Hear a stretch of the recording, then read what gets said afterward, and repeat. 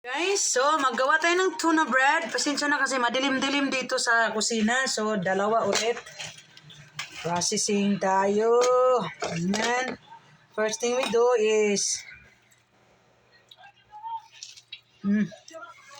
apply daw dito. Kailangan You don't need that much butter.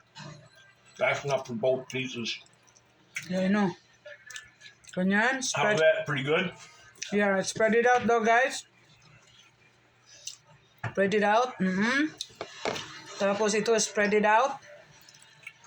Kailangan sa labas ito, sa labas.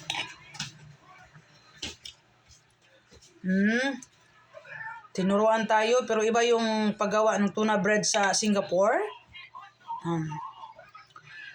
Ayan, guys. Okay. Both. Ayan. So, yung hindi natin nilagyan ng butter, ito yung ating dapat sa labas to, guys. Sa labas. Ito yung ating butter. Butter, oh. Ito. Tapos, itong dalawa, ito yung lagyan natin ng tuna. Ito yung lalagyan natin ng tuna, mga kapiskot. Ayan. Ayan, lagyan natin yan, tuna. Madilim yung ano ko. Ayan.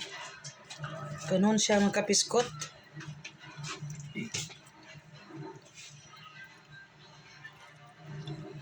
Yep, just the right amount of tuna. You did good. Then, like that. Dapat ito, oh, ang labas. See, look, I did it, ani. Did you put the cheese? Not yet. Hang on. Well, you closed it. Not yet. I'm gonna Okay. put this one, the other one. Ayan. That's good. It's good. Spread I out. was you're gonna run out of tuna if you put too much.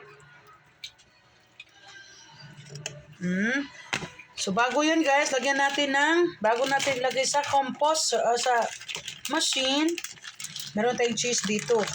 Cheese. Pasensya na, madilim. Okay? Lagyan dyan. Lagyan. At saka dito, lagyan, like that. Right? Yep. Then ito, kasi nakalimutan kong lagyan din natin ito.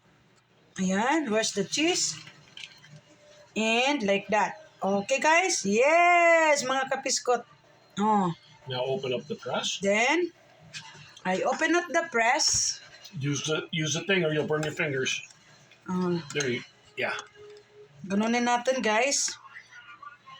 Lagay natin dyan sa machine. Kailangan. Use your hand on the top and the thing on the bottom.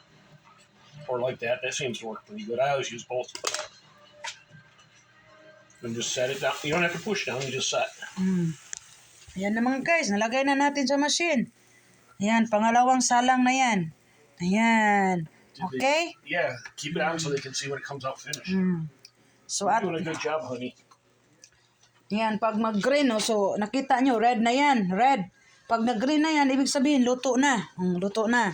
So, dito tayo sa aking kusina.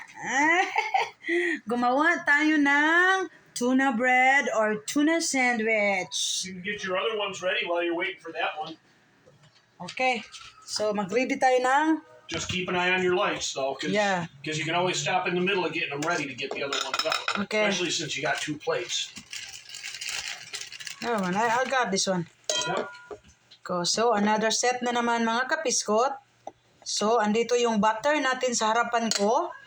Maraming butter. Ayun. Another set, okay? So, nandito lang ang, transaction. Kailangan talaga sa labas ang butter, no? Yan. Yan, mga kapiskot. Yan ang partner niya. Kuha tayo ng dalawang partner dito. Yan, mag 5 hours na tayo. 5 minutes na pala tayo, hindi pala hours. Ayan, lagyan natin. Kaya next time ako na ang gagawa. Tinuruan kasi ako ni Bana kasi alam ko naman ang processing nito sa Singapore tuna bread, no? Kahit sa Pilipinas, alam ko. Ayan, nakalagay na tayo ng ganyan. So, ang ating gagawin, maglagay ng tuna. Alright? Okay. Ayan na guys, luto na. Pakita ko sa inyo, luto na siya, oh. Luto na, ukban natin. Uy! Mga kapiskot, luto na ang ating tuna bread. Kita nyo? Tuna bread is ready. Tuna bread is ready. Ayan, thank you for watching.